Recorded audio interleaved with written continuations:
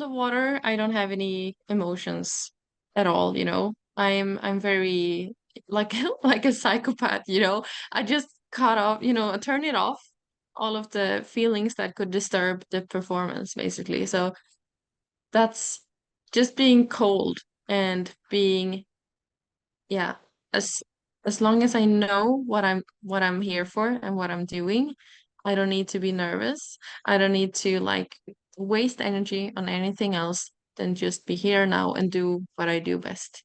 And the thing is that I know that I'm best at this. I know what I'm doing, and if I just do the job, no one can beat me.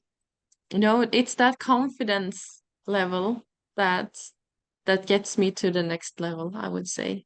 And also don't let anything get to me, because when it gets to me, that's when I perform bad. Emma-Nellie, welcome. We're so grateful to have you joining us. Um, who are you? Where are you? And what do you do? Thank you for having me. Yes, I'm Emma-Nellie Örtendahl and I'm from Sweden, and I'm a professional aquabike racer or jet ski racer, as you also call it. And yeah, I do it professionally as well as having my own businesses, and yeah, getting life, you know, maximize it as much as I can. That's my motto in life. I want to do everything fun I can, and yeah, the sport has brought me to many, many great places to do that. Well, certainly having a job of riding jet skis is that's pretty iconic about having fun. You know, your entire life is like a beer commercial. So that you've accomplished that goal. Why don't you tell us what your businesses are? Do your businesses sponsor your racing, I take it? Yes, so it's I have one kind of like marketing slash jet ski racing and accounting and business managing side of it. That's one business that I do. I do sponsorships, and I also do, yeah, general business stuff, and yeah, a lot of accounting for some yeah, buildings, and yeah, it's it's a whole mess basically, but it gets me going to races. So that's yeah, I do what I can. And then also me and my partner, friend, business partner, who also race jet skis. Actually, we just last year opened a business in geotechnical surveying. So we're like having drilling rigs, and we go out and do the field work to measure data in the ground to be able to deliver a report on how like the weight and the pressure and the mud or the mountains, like how just a general like form to for the builder to have, and then plan the actual building.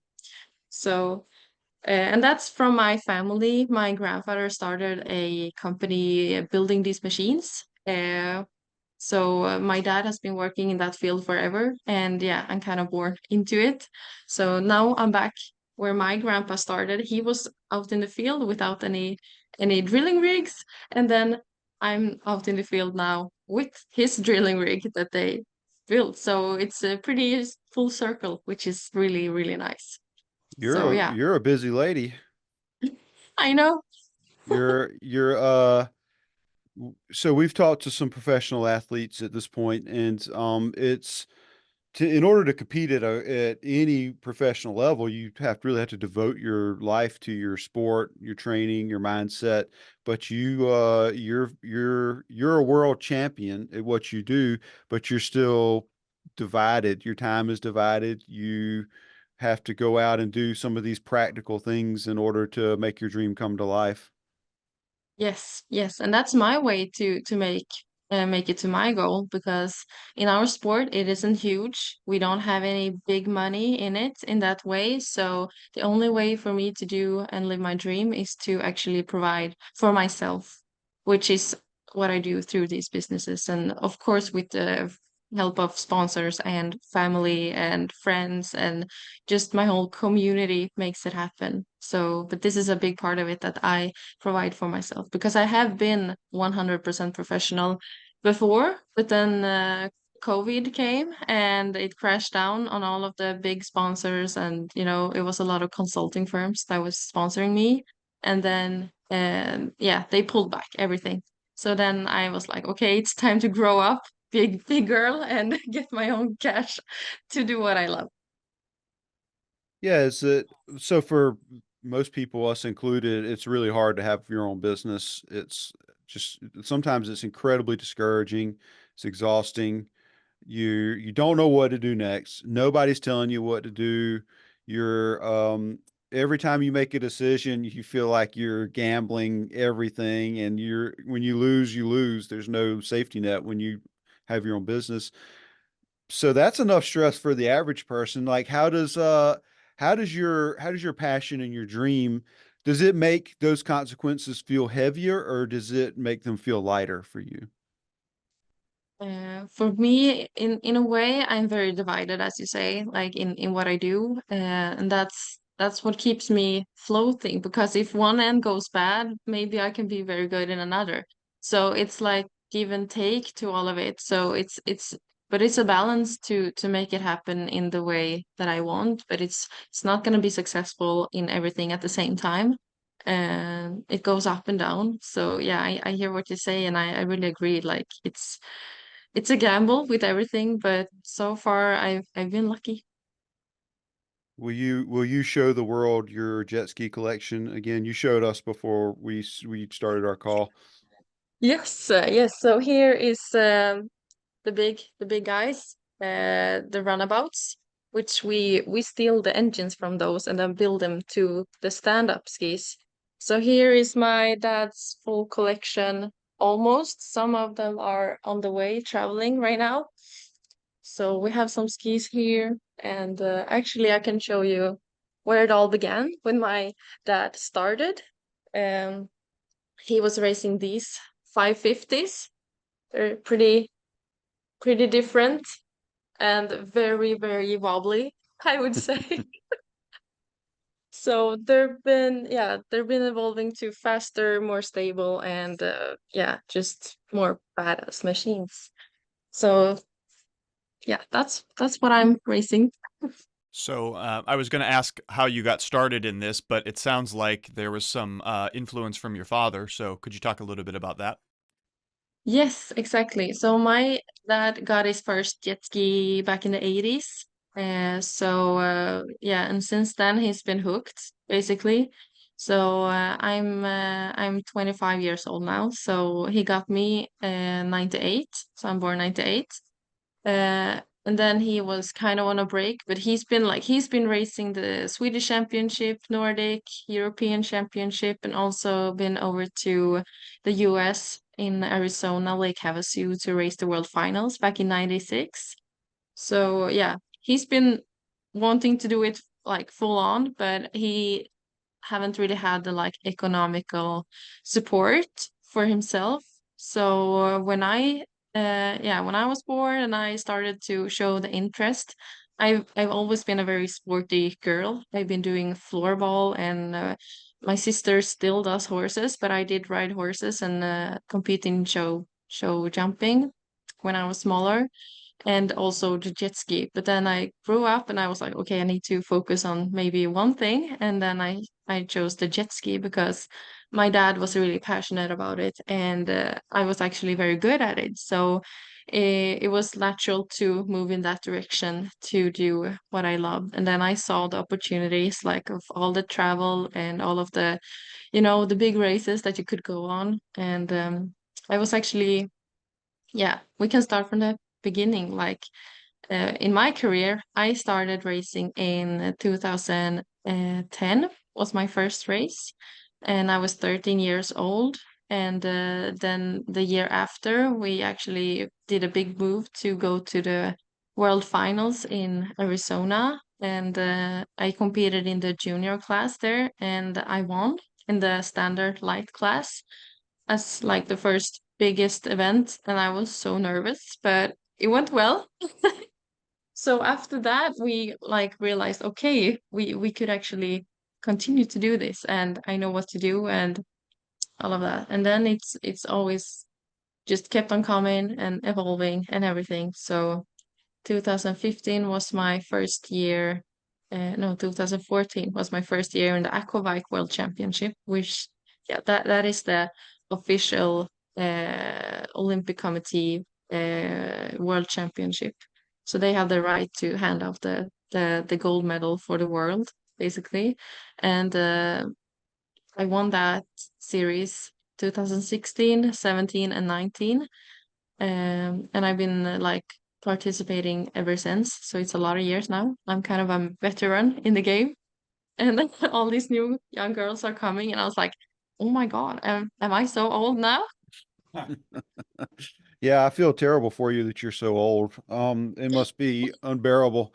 So Sweden, Yeah. as everybody knows, Sweden is a tropical paradise where summer sports are just everywhere. I'm sure you can't even go out on the street without tripping over somebody's boat trailer in Sweden. Do you actually own all of the jet skis in Sweden? I think maybe half of the total, at least. Me and my dad, we got them all. It must be a pretty small sport in Sweden, or am I wrong? Do I have a misconception? Is it like because you No, guys have such a short summer, you get the most out of it? no, I think actually that's kind of a thing when we have so like 3 months in a year that is actually kind of nice to be out and be in the water. But yeah, it's a very compromised season, so we do all of the like Swedish Championship races and the European in the same period of time, which is I'm never home anymore in the summers. So yeah, it's no, but it's not a big sport. I think we're around like 200 people in Sweden uh in yeah, in touch with the sport and having like plus the families and maybe 50, 60 actual racers in the races. So yeah, I know them all, and but it's very fun. It's very familiar, and also it's we have very good connection with other countries aside us. So like from Norway, Denmark, and Finland, and Estonia, a lot of them come to the races. So then we get really big events because everyone travels to each other. So yeah. Do you have a sense of pride of being like Scandinavian and being a world champion at a summer water sport? Yeah, that's pretty rad. And I think actually how we train in the winters, we're uh, we're not like floating around and having like some drinks or like just cruising, you know. We actually we go there, we put the ski in the water and I'm already dressed as I go to the water, you know. I jump on and I ride for like maximum 40 minutes. Otherwise my fingers You'll and my die. nose are gonna You'll fall off. freeze and die. Yes, exactly. So I'm very, very, yeah, it's very good, high quality training in a short period of time. And then we just fly out of the water, get the ski on the trailer and drive home to the warm shower, and then I can feel my fingers again. So, you know, that's when we really need to go testing though. Actually, now I've been really turning into like going snowmobiling in the winters because that's also the same feeling and it's so much more nice to actually have warm clothes and be prepared for that kind of cold with the right kind of vehicle. So I really, really it's starting to grow on me, like the snowmobiling community. And yeah, that's a very good training too. So I kind of adapted. Where has uh aqua bike racing taken you in your life? Oh, everywhere. Like it's the start of everything basically because my best friends they come from the aquabike racing and we're four girls that are like best friends and we live very close and with each other all the time and yeah we do it all together, trips and everything, and also we're friends with their families, so it's a whole big community. And yeah, that's where I started to learn to put in effort and to evolve and to yeah, to be better and progress with what I do and to set a plan and stick to it and get paid for it. You know, and that's what I brought into my regular life too. You know, that's a very like it speaks for itself. Like it's what you put in, that's what you're gonna get out for it. So I learned that in the sports, and then I brought it to my own life with relationships and my businesses and friends and everything, you know. So it's hard to stick to, you know, but at least I know in theory how it works. So if I really want to make a change, I can do that and I can analyze. And yeah, it's learned me so much about myself, also how I function and how my brain works and how I can trick myself to do the things that I think is hard, but maybe it isn't, you know. So I know so much about myself, maybe too much, you know. It gets messy sometimes. Does this self-reliance you've had to develop give you more confidence for the future? Yes.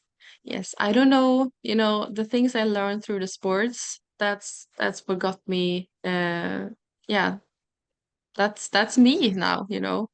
And it's hard to yeah, it's hard to put a divider on it, but as much as you shouldn't be your performance, that's when I make the performance, that's when I feel the best, you know. So that's kind of a hard edge to have. Like it's not me as a person who does it, it's me, the person who does the thing. And I'm not my results. The results are something I make, and it's very hard, but it's very important to keep those apart because even if a race doesn't go good or a business doesn't go good or if I make a bad decision, that's not me. That's what I made. But it's me, not me as a person, you know. So that's very important for me to remind myself of. And that's where I most often fall back to to blame myself and everything. But I know I shouldn't, so it's just a continuous work to not fall down that trap, basically. Yeah, Yeah. we no it's it's really important that no matter how successful a person is, no matter how incredible the thing they make is, how many accolades they get from it, how much praise and how much value the rest of the world puts on it. At the end of the day, there's a human being underneath it, and it can all go away. Every bit of it can go away. And if you don't get in touch with who you are and you don't ahead of time develop the perspective that everything material in your life is disposable, someday when that bad thing happens and that thing goes away, it'll destroy you.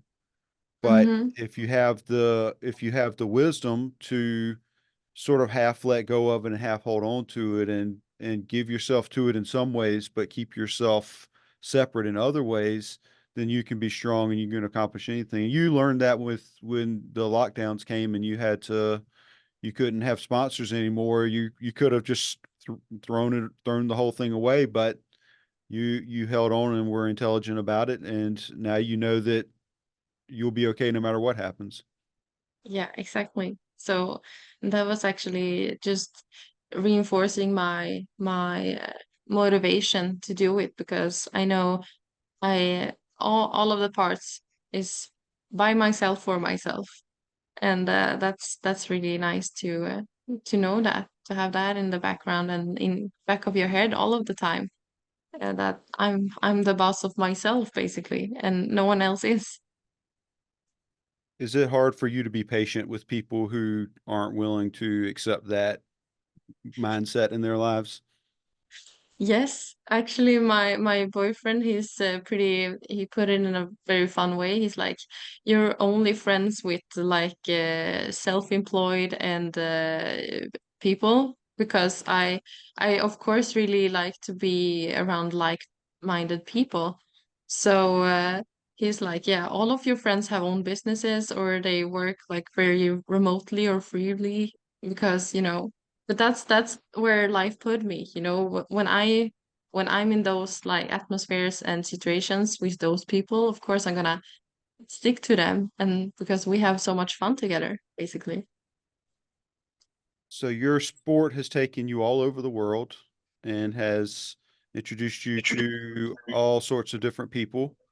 Um, probably made a lot of friends out of people that you were, in heated competitions with just hours previous. Do you think that has given you a different worldview than other people you know who are your age? I think so. You know, all of the travel and all of the different cultures uh I've been in and seen, and yeah, I have friends all over the world, as you said. Like it brings another perspective to stuff, and to a lot of things. Like everyone is just a human being. It's not, of course, we come from different cultures, but that's not, you know, when you meet a person, you see that person, and that's what I really want to like focus on is the people I meet. I want to meet in a good way, and then they will be, if I'm kind to them, they will be kind to me, and we help each other, and we're in the same situation. We have the sports in common. So, you know, nothing can stop us because we work in the same team for the same thing, and then it doesn't matter where you're from. It matters what you make, and like what you make for the, yeah, in the situation and in the environment, basically. Yeah, so if you're kind, you're gonna get kindness back, and if you help people, they're gonna help you back. So that's what we do, and that's what I learned in sports, because like in a lot of motorsports, they have so many teams, and they have like this, yeah, it's too big almost. So everyone is fighting each other to get the good sponsors and get the good like contracts and everything. But we are more like a family based sport, which like, okay, if we help each other, we will get further. And that's what a lot of people say when they come into our sport, like, oh, you're so helpful. Why did you lend out that part to him? Because you're competing. But I was like, if I was in his place, I wanted that part too from him, you know. That's a give and take, you know. There's a lot of value in that give and take, even in the, as you've said, in the world of the competition, because so I have a background personally in martial arts. It's been more than a hobby, but it's not a profession for me. It's something that I've done for well, almost as long as you've been alive. And that's, you know, it's an interesting thing because when you're training and when you're sparring, obviously you want to win, and obviously in the school, like you're constantly sparring the same people over and over again, and so there's what you would hope for, a healthy competition that's occurring, where on one hand, like, you want to win, but on the other hand, you also want the person to that you're fighting against, that you're sparring against, to get better, because then in the long term that challenges you to get better. And like, one of the things that my teacher had passed along to all of us early on in training was like, you know, you're going to find something that's working when you're fighting, when you're sparring, and you should really train that and don't tell anybody for a while. But then at some point, it's your strength becomes a weakness because you just rely exclusively on that. It's like, oh, if I just keep doing this, I'm always going to win. But then that stagnates your growth. And so then at some point, once you've kind of figured something out that works really well, you share that with someone else and say, hey, this is what's been working for me. And then they start to use it. They start to understand how you're using it against them, and then it forces you to kind of bump your skill level up to another place, and that's how, you know, in a healthy competition, everybody can grow together. Yes, yes. And that's very like the situation I have with these other three girls that we're from the same area. It's Jonna and Sophie Borgström, and also Janina Johansson, who also, yeah, we're like four best friends in the racing, and we always try to train with each other. And we're a big part of the world championship field, which makes like it's a big yeah, it's very good for us to be able to practice with that kind of level at home, and not only meet up on the races, you know. So that's really brought us success to yeah, be in the same level, and yeah, challenge each other, yeah, all throughout every training basically that we go on. So that's really how it works, and you need to accept that it's hard, you know. You don't want to give it up because you worked so hard for it, but that's what's gonna get you further, as you say. What does it take to be a world champion? I think you need to be crazy. No, but it's like we usually say, like, yeah, as soon as you started to do jet skiing, like in a sport and compete, it's something missing, you know, in the head, almost all, you know. So So I think in some way you need to like have love the challenge and be love to put yourself in situations that you're not comfortable in, because you're not going to be comfortable out on the water, and you're not going to be comfortable traveling the world, coming to new countries all the time and don't really know how to expect what's going to happen. So just being able to put yourself out of the comfort zone, and also really suck it up if you make a mistake and learn from it. You need to dive into the mistake and analyze what did I do wrong to make it better and make it right the next time. I've been training, I can't count any, like all the hours I've been out riding on the ski, and just putting myself in situations that I can't theoretically, like I can think to handle them, but I can go through them and then learn from them.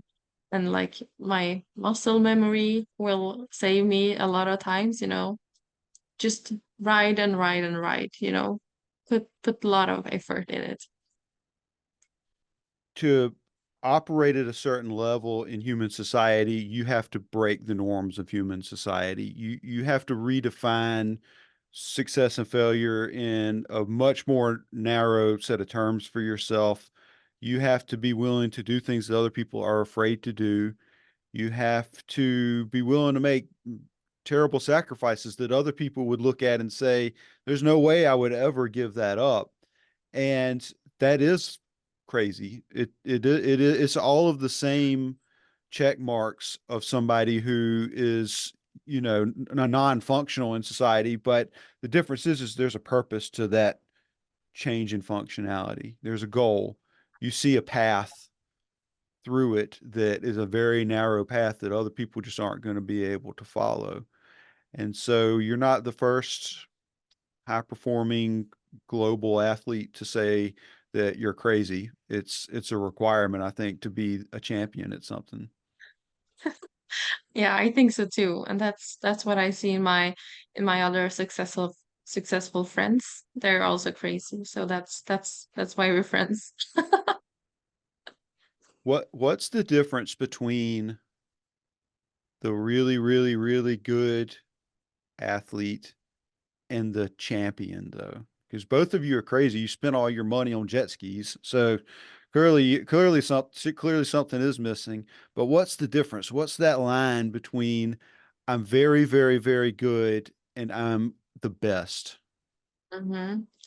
I think what I've learned and what I've seen in my area, it's the difference many times is that I can kind of, when I'm out on the water, it's just me and my jet ski, and I cut everything out, I'm alone with myself in the moment, and I don't have any emotions basically. So I'm just cold, and I don't feel, of course I can be frustrated and angry or happy, depending on how it goes, but uh, what I've heard and what I understand is the difference is that I'm on the water, I don't have any emotions at all, I'm very like like a psychopath, I just cut off, I turn it off, all of the feelings that could disturb the performance basically. So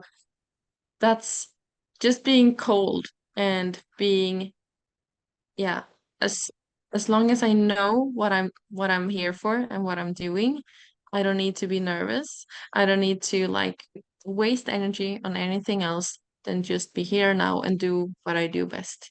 And the thing is that I know that I'm best at this. I know what I'm doing, and if I just do the job, no one can beat me. It's that confidence level that that gets me to the next level, I would say.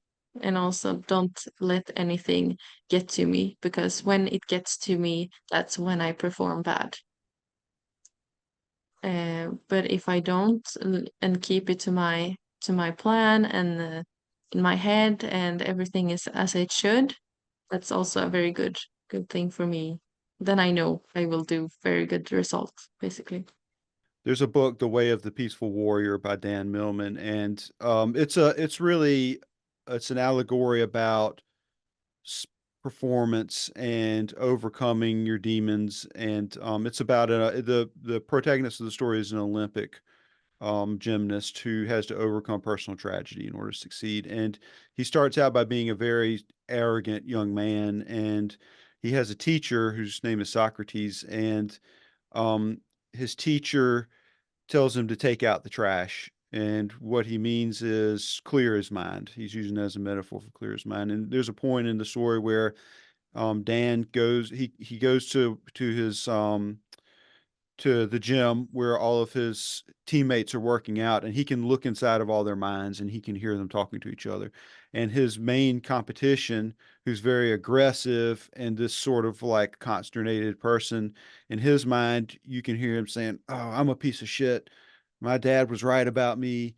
That's what he's thinking while he's trying to perform, and he fails. And you can see like the self-loathing in him when he's made a tiny little mistake. And so the greater the end of is coming from that book is about being in a meditative state all the time, no matter what you're doing. And it's that you really like what you're the skill that you've really developed is like a very, very clean presence of mind. You've practiced some other technical skills and you've built a knowledge base that go around it, but that's your key gift, is having really strong presence of mind at just the right time. Yeah, and I only like that's also a thing like I the jet skiing I know like back and forth. I know from all of this like all of the sides how to do it. That's what I'm very the best at, you know. And bringing that skill to another part of my life, that's been a really hard part because even if I know, as you say, I never really thought about meditation in that kind of way, but uh, it's so hard because you don't really put it to words often, but it's really, yeah, it's really, yeah, challenging and developing to just talk about it actually. But yeah, the thing is like, I've been struggling to do it with other things in life, because the knowledge I have about the jet skiing, maybe I don't have it in the field that I want to bring it to. And then you get stressed out, and then it's all these questions that you don't have any answers to that gets to you. And you get stuck in a loop of just being stressed about not being able to solve the problem instead of just focusing on the problem. I think like, oh shit, now I'm not able to perform, I'm doing wrong, and I don't know shit, you know, and I get so worked up about it. So that's, but the thing is like to turn that down, it's just to focus, like breathe and do some, just take a break from it and then come back. Because I have days I can do like 4 days at work, and then I have days I'm not able to accomplish a thing. So I'm very uh, up and down in my performance also. But the thing is like with just the jet skiing, I know how to top. I need I know how to get the tops when I need it, basically. So but it's I'm still learning, you know. You're never really done with yourself. Yeah, But well, yeah. it's important to remember that no matter what you're doing, it's going to come to an end eventually. It doesn't matter whether you're the best in the world or whether it's the first time you've picked the thing up. It's finite. And you've got an experience in that moment that you can enjoy, you can learn from, you can grow from, but you're definitely going to fail at some point. It's going to all fall apart at some point. You're going to encounter a moment where you don't know what to do. And there is so much peace in life that comes from just being able to say, like, yep, that's it. That's it. It was never going to last forever anyway. So if it fails in this moment, that's just the way the moment is. And the next moment, maybe it'll be an incredible success. But maybe people who are world champions, they put a little more pressure on themselves. A little more. Oh my God. yeah, as you said, as we talked about earlier, also like I could be the meanest to myself also, because when I'm not performing as I know I should, or as I expect for myself, that I'm not nice, you know. I beat myself down at times also, because I know when I didn't do the work, when I know I can see the whole progress and I see what I'm failing. The thing is like just to move on, get past it, and then do it better the next time. So you can have downtime when you can be sad, you can be beaten up, and then you just need to move on, you know? You need to get further, you need to get past it.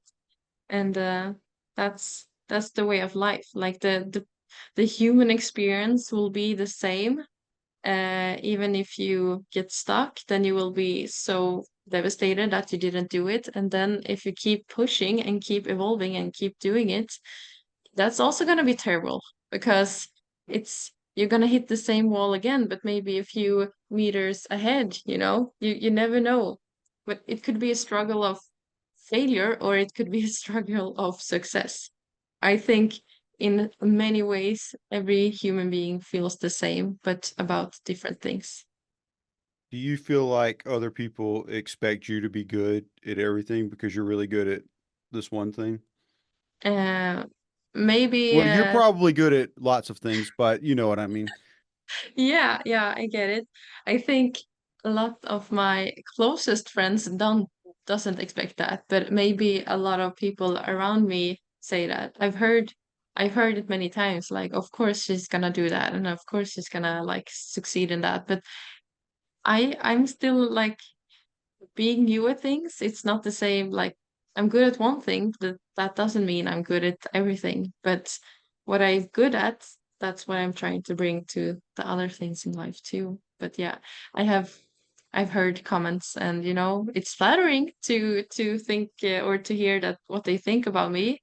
Uh, but in many ways, I have very more flaws than the average person, because I try to be good at so many things, and I just can't, you know.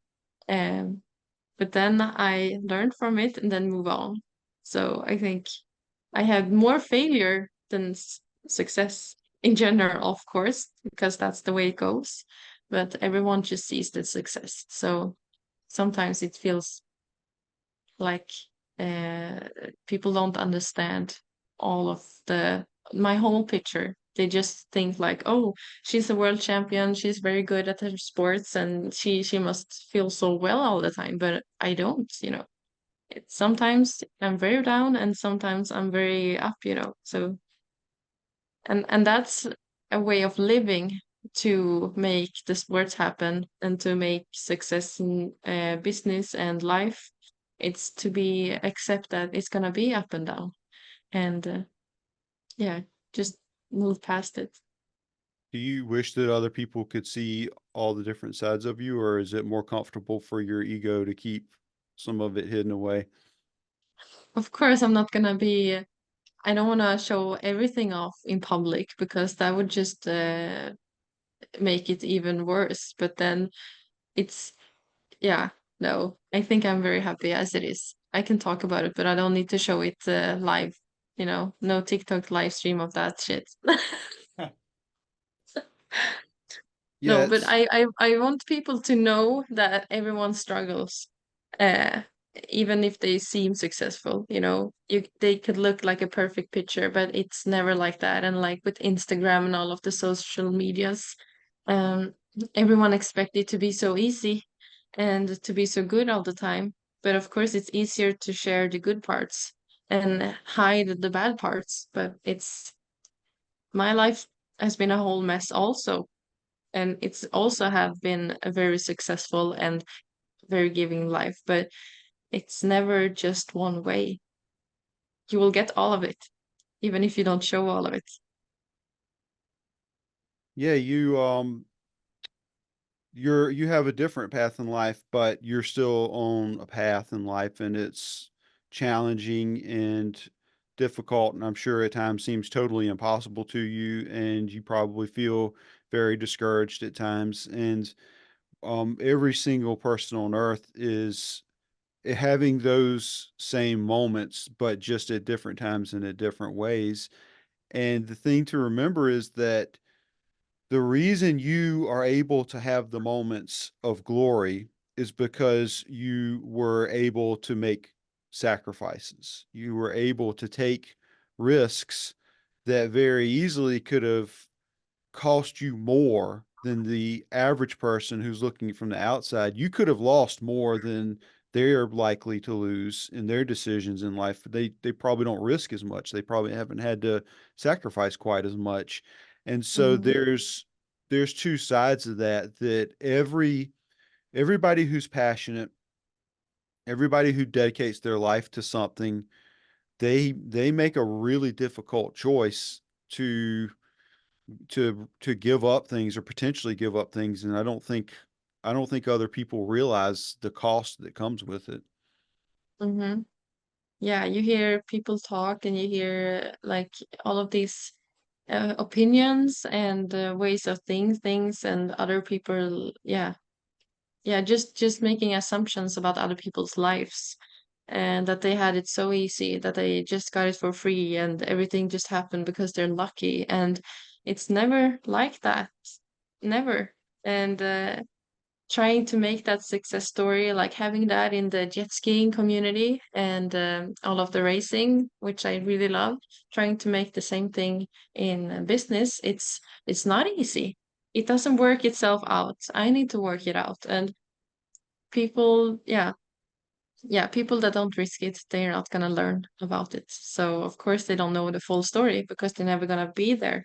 And then the hard thing is to not listen to those people, to value the right opinions. And of course, if everyone says it's a bad idea, you're gonna fail.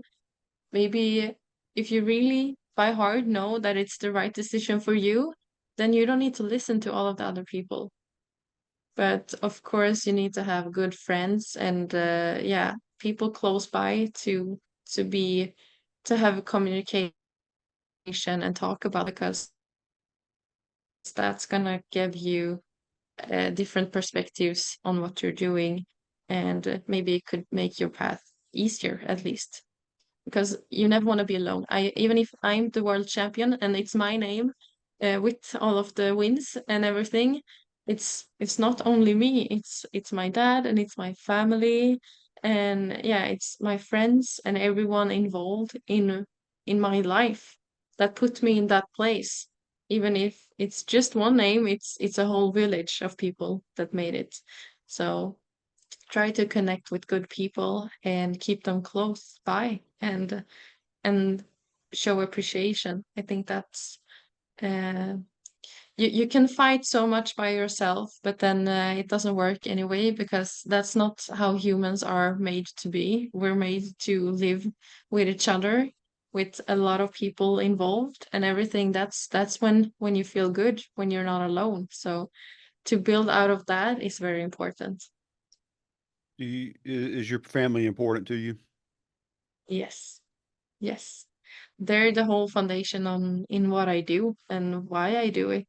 And yeah, that's why I keep pushing a lot, and a lot has happened in my family and with businesses and stuff that's just been awful for us in the past years. But and that's really a big motivation for me to build something new up that's gonna be sustainable and yet just live for many, many years. What I do, I want to have my children and my grandchildren and my families and my sisters and everything, everyone's gonna be part of. And you know, I want, yeah, what we've been through, I don't want anyone to be through, and that's what motivates me to get better and have better results and just communication and show love and be open why you do things and to include the people that you love. Yeah. So yeah, family is super important for me. What allowed you as a family to get through those difficult things? And sticking together and going through it together, I would say. Um, it's a lot of, yeah, it's a big mess, but I think just having the eyes forward and where we're going, and focusing on that instead of just being drowned in all of the bad bad things that happened. I think that's what's gonna get us up. And it's still not done yet, you know, and everything is evolving in many ways. All of us are getting used to a new kind of style of living, but now it's, you know, it happens to everyone in one way or another. And that's you can even stop and not get through it, or you can get through it together. Yeah, and you've talked about your father and your grandfather both gave something to you, not only in terms of the skills and the trades that they worked on their lives, but also your willingness to try those things and the spirit that comes along with them of starting for yourself and taking control of it yourself. Do you feel that do you feel that that healthy fatherly healthy masculinity is like a voice inside your head sometimes that it sort of rings out at the moment that you need it and helps you sort of pick up and keep going? Yes, of course. Like they made so much and put so much effort to make a like a platform for me to work from. You know, they elevated me to a level where I could take it even further instead of starting from the beginning. So of course, I'm very grateful for that, and just getting that knowledge and everything. Yeah, combined with my knowledge and willing to do things. Uh, I feel like I'm a very good complement. Me and my dad, we work together also. In the things he has a lot of like strength in certain things. Like he's a mechanic. He's very like yeah, he's a fixer. He is a doer, and I'm an more of an administrator. And I see the whole pictures, and I also take a lot of the social responsibility in what we do also. So it's building a team, and me being able to work with my dad like that, it's super cool.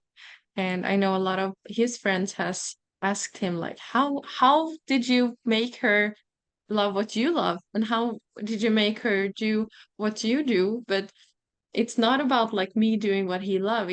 It's about me finding the same joy in the thing. Like I'm not following footsteps. I am evolving his like interest and work and jet skiing too. Like it's a team. It's a team thing. Like it's not just him. It's us together. So yeah, of course, like masculine energy has. I like in my sports, it's a lot of men and guys all over. Like women and girls are really, yeah, we're a lot less than them. But in one way, it could be a very big con or like pro. It could be a very big pro in the sports to be a woman, because we have that other edge that we're actually popping out instead of just being in a big blend of many people. So that's what I really, at least in Sweden, you know, everyone is like positive and like, oh my God, it's so cool that you're a girl and doing this. And that really encourages in many different ways others to do the same and do what they do best. So, and I don't really think in like women and men or dividing or anything. You know, we all need each other to get help and be better as a community. So the fight that could be like that I hear a lot about, like people, women hating on men and vice versa, that's just useless. That's not gonna get us anywhere anytime. Yeah, well, we are one. We're stronger when we're joined together, and Mm-hmm. that's true in the at the for the creation of life, but also for having a family, for building the family bond, is having that trust and knowledge and the feeling of being a part of somebody else and that you've bound your life to them. But it's also true of a lot of our endeavors in life. Like Brian and I have been very close friends for over a decade at this point, and we trust each other a lot. And Brian can kill me with his bare hands. So I know that the fact that he hasn't shows that he's somebody very trustworthy. Um, but Brian's getting married in a few days. He's about to start his family, and Congratulations. Thank you. it's all much more meaningful from the perspective of unity than division, that things grow together and become stronger as they mature, and that you can rely on people that you trust, and it's okay. And so if there's a conflict between the powers of masculinity and femininity, it's a conflict that allows balance. It's a type of tension that allows us to pull and push each other so that we can maintain the same trajectory forward. And I think that's a really important part of family, and that's why it was important to me to give you a chance to talk about your family and to talk about the role that your father and your grandfather had in your life, that you're able to use that their power of masculinity. You're able to use that to find success, and you can integrate that into your life, but not Mm-hmm. while sacrificing your femininity. Mm-hmm. And also, like, of course, I used that for that, but also I wouldn't be able to accomplish all of the things if I wouldn't have had my mom and my sisters supporting me through the whole process. Because even if like I got the dedication and the mind and goal setting from them, then I got like my humbleness and my, every all of the soft things too, and also the support that you need as a human being, and just the different type of conversations with my sisters and my friends who are girls, that made me realize a lot of things to bring to the journey too. So like it's not one or the other, it's to them together. What do you want to pass on to your children someday? Oh, that they need to know that they can do whatever they want, and they will get all of the support that I could provide. And I don't know when they will arrive. It's not in the near future, but yeah, by then I really hope that they can just choose to be and whoever they want and do whatever they want. And yeah, I'll just give them the love and the support they need to do it. What do you feel a strong connection to traditional Swedish culture? Mm, yes and no. In a way, I'm very like global in my mindset and how I think and approach things, which is a good edge that I have. But at the same time, I really do find comfort in Swedish traditions and how we communicate and how it works, because that's where I grew up. So Sweden is home, and that's where what I'm going to have as home in the future too. I've been thinking about moving abroad and dating different guys from different countries and stuff like that. But I always come back to Sweden because that's where I feel at home and just have my, yeah, not being what's the word? Yeah, being safe in my own community, basically. And that's also things that I've figured out through my journey also, because you can have big dreams about moving away and building something new and starting a new life, and you can do that. But for me, it was very nice to have a home to come home to and build something at home too, and not just fly away and start over, because my whole support system was in Sweden. So that's where I was turning to. Does that mean that every morning before you go outside, you look out your front door and see if there's anybody outside before you actually go out? Make sure that no one's there in your traditional Swedish Uh, culture? yes, So but this is a Swedish stereotype that Brian is describing. Supposedly, it's a big joke that a Swede won't walk outside before checking to make sure their neighbors aren't there first, so they don't have to yeah, have awkward idle chit chat. exactly. That's what we do, and we don't sit between, besides each other at the bus either. But nowadays, I only do it because my dog he likes to bark on people, so I try to just not put him in those situations. So, but I'm very un-Swedish in that way, but still, yeah, that's very easy to just step back, and you don't need to have like social contact in everyday life or in a commute or anything, which is also good because then you can focus on what you do. We have had a tiny little disruption in service here, which any of what we're saying at this particular moment may or may not make the edit. But um, the one question that I wanted to ask you, well, why don't we talk about where your career is right now? What's your main thing at the moment? Now in the sports, I've been last time I won the World Championship, the series was in 2019. So it's been a couple of years since with a lot of things that haven't worked out, and it didn't like make it to the end, and also the COVID, which like season that didn't even happen, and a lot of uh, races that got cancelled. So that stopped the momentum a bit, and it was hard to keep up the motivation for something that you don't know when it's going to happen or how and when.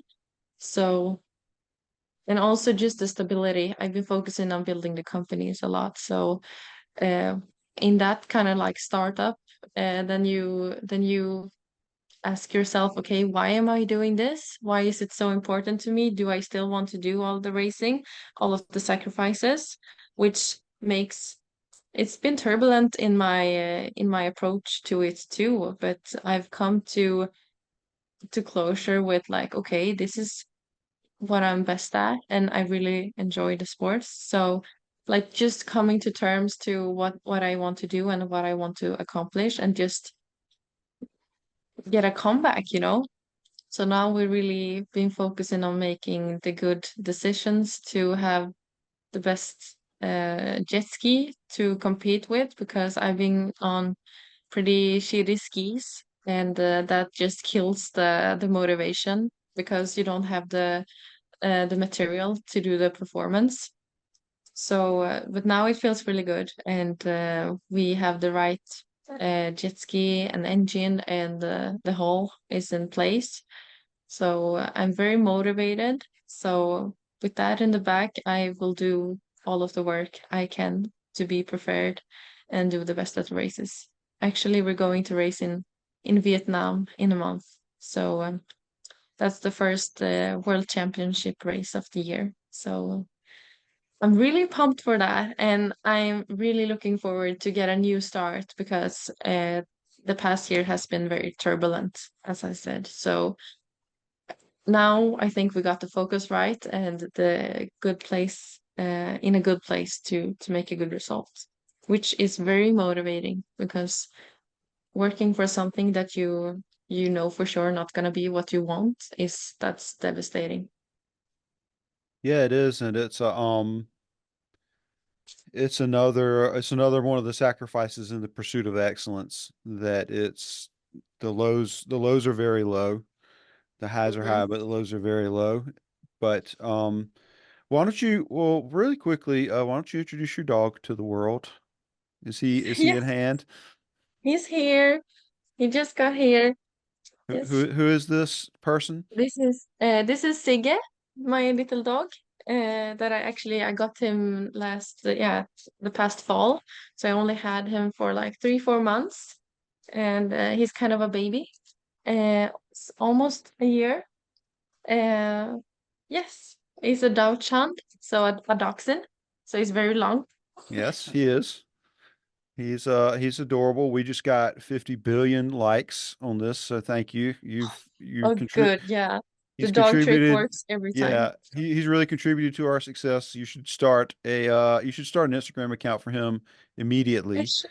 I And should. by the He's time gonna be famous. yeah, well, it'll be a little while probably before we post this. So go ahead and start the account, get some momentum. We'll link it. We'll make him a star. Um, Amazing. Tell us about when before we started talking, you were talking a little bit about some of the things you were excited about right now. And we've gone to so many places in our conversation. I apologize, I don't remember, but something about the UAE. Yes, exactly. So it was a very big moment in my career. In back in 2019 when I got signed as the first woman in Team Abu Dhabi, which is a big power boating team, the biggest and the most successful in the F1 H2O racing, like the Formula One, but on water. So they have the jet ski area of it too. And yeah, I was the first woman signed in both the boating and the jet skiing. So that was really, really, yeah, that was a big moment for me as a woman and also in my career to be a part of that involvement, which was very nice. Now we parted ways, but it was a very good start to open the conversation and just normalize being at that level. And yeah, it was a very fun thing in my life. So what you talk about this is like the height of your success in your professional life. What is that the greatest success you've accomplished in life, or can you think of is there anything like throughout personal and professional life that you would say is your greatest success? It's so hard to just mark it as one thing. I think my whole journey and how I live and how my uh, yeah, how my career has gone, and I have never given up. I think that's the thing. I never give up on the things I really truly want. And that's what got me all of the success. But like, of course, like winning all of the world titles and the world championships. I have 8 world championships. That's I can't mark like a moment, but just knowing that I'm capable of whatever I want is just that's my biggest success in life to know that. And I have it on paper, you know. Not everyone has that. What's the hardest thing you've ever had to do in life? It's it's the it's also hard to say a moment, but it's a constant like just having the doubt of why am I doing this and what am I doing? And having the in the back of your head, like just yourself criticizing and doubting what you do, even if you want to do it and you know it's right, it's always gonna be a challenge. So you're your best friend and your worst enemy at the same time. And of course, like I've had really hard moments when my grandma she passed away, and 1 year before that, my grandpa passed away, and you know all of those major tragedies make you look in life in different ways.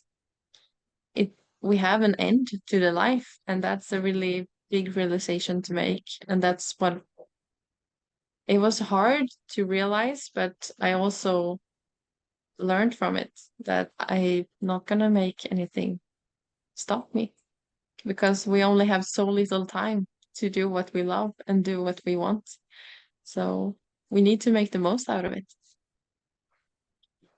Well, certainly you are someone who lives her life to the fullest. You've chosen to strive to be the best at something that um, didn't necessarily come with a lot of glamour, that you had to forge your own path in, and you were able to not only find that success in your chosen pursuit, but that mindset that you adopted and that was born in you through your family life It allowed you to spread that success out to a life well lived, and allowed you to rise up in lots of areas in your life and create a secure future. And even though bad things have happened, you're able to look to the future with optimism and with confidence. And that's something that everybody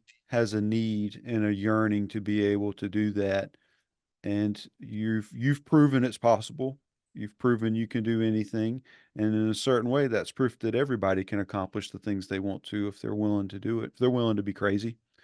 So we're really we're very grateful to you that you've given us your time and that you shared your journey and your story with us. I know a lot of the people listening will see motivation and inspiration in it. And how can people connect with you? Where do you want people to go off the internet?